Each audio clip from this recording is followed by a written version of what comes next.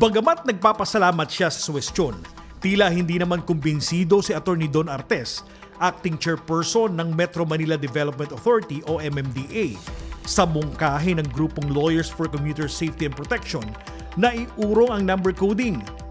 Mula alas 8 ng umaga hanggang alas 10 ng umaga at alas 6 ng hapon hanggang alas 8 ng gabi.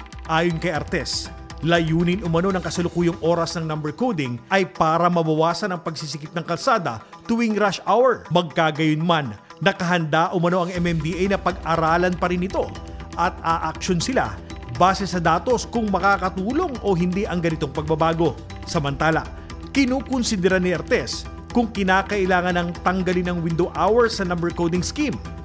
Dahil na rin ito sa inaasahang matinding traffic ngayong Kapaskuhan. Sa amin naman pong inaaral at tinitake into consideration. Pero offhand, ngayon ko lang po kasi narinig yung suggestion na yan. Offhand, it will defeat the purpose noong number coding scheme. Kaya po natin sinisimulan ng mas maaga yan para wag mag-spill over sa rush hour kung saan talaga napakabigat ng daloy ng traffic. Kung i-allow mo sila ng 5 to 6 sa hapon, parado na ang ating mga karsada by the time na impose mo yung number coding scheme. Wala na po silbi sa aking palagay kung i-adjust po natin sa ganyang oras. So, although we welcome lahat po na suggestions at rest assured na aaralin pa rin po namin at yung aking pong reaction ay offhand pa lamang.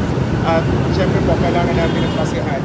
Dindo Flora, Balitang Pilipinas, Balita Today.